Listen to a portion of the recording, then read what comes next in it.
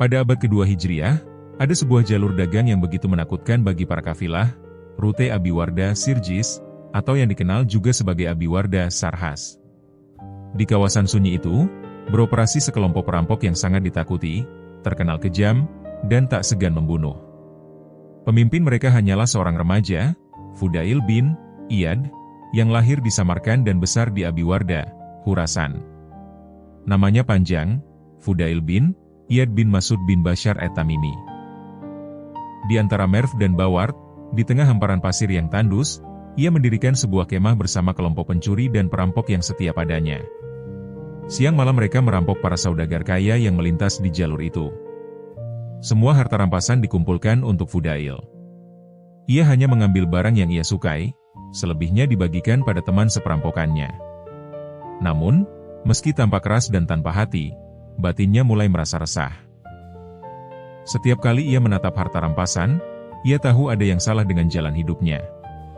Suatu hari, melintaslah sebuah kafilah besar.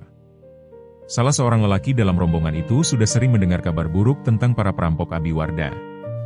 Melihat dari kejauhan sekumpulan pria yang berkumpul mencurigakan, ia merasa panik dan ingin menyembunyikan sekantung emas yang ia bawa. Ia berbelok dari jalan raya dan menemukan sebuah kemah.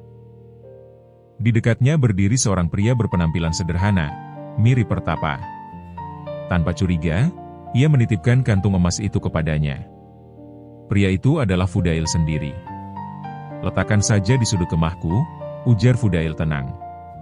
Lelaki itu menurut, lalu kembali ke kafilahnya, hanya untuk menemukan bahwa mereka telah disergap.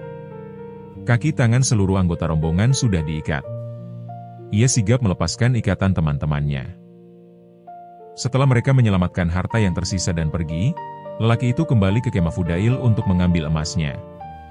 Ia terperanjat melihat Fudail sedang membagi-bagikan hasil rampasan bersama para perampok. "Celaka. Aku menitipkan emas pada perampok," serunya putus asa. Fudail memanggilnya mendekat. Dengan suara tenang, ia berkata, "Ambillah barangmu dari tempat tadi, lalu pergilah." Lelaki itu tidak percaya, namun ia ambil kembali kantong emasnya dan meninggalkan tempat itu. Teman-teman Fudail bingung bukan main. "Kita tak dapat 1 dirham pun dari kafilah itu, tapi kau malah mengembalikan harta orang?" tanya mereka. Fudail menjawab, "Mantap, ia mempercayaiku. Dan aku ingin Allah juga mempercayai tobatku kelak." Sejenak mereka terdiam. Meski terkenal buas, Fudail sebenarnya punya sikap ksatria. Ia tak pernah merampas milik wanita atau orang miskin. Namun kehidupan gelapnya mencapai titik balik pada suatu malam. Ia pergi memanjat tembok tinggi rumah seorang wanita yang ia cintai. Ia sering memberi harta rampasan sebagai hadiah untuk wanita itu. Tapi malam itu berbeda.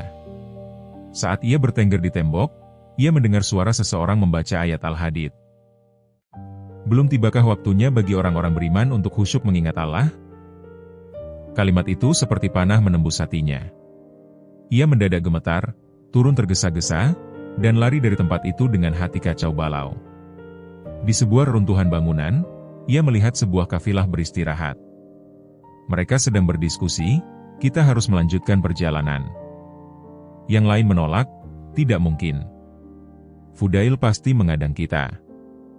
Mendengar namanya, Fudail terseduh dan berteriak, "Dengarlah!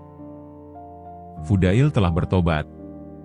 Lalu ia pergi sambil menangis, berjalan seharian penuh meninggalkan masa lalunya yang hitam. Berita tobatnya menyebar cepat, mengagetkan sekaligus melegakan banyak orang. Ia meminta rekan-rekan lamanya untuk membatalkan sumpah setia yang pernah mereka buat sebagai kelompok perampok. Semua menyetujuinya, kecuali satu orang, seorang Yahudi dari Bawart. "Ratakan bukit pasir itu dulu, baru aku akan menghapus sumpah kita," katanya mengejek.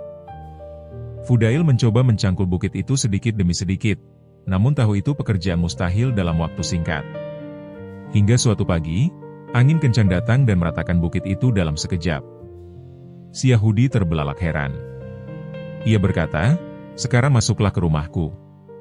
Ambil segenggam uang emas yang ada di bawah permadani. Jika kau memberikannya padaku, sumpah kita batal."